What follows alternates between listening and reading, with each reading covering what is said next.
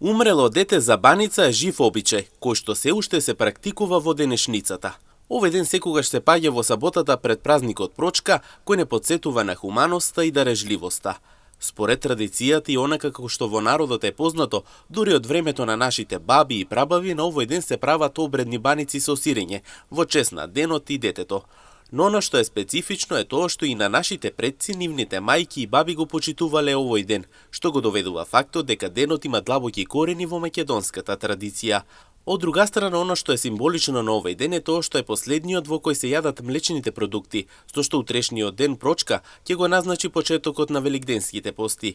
Приказната има тривијален карактер и зборува за тоа дека некогаш на овој ден некој сиромашно дете барало да јаде баница со сирење, но никој не им помогнал на неговите родители да му направат баница, ниту пак некој му дал да јаде.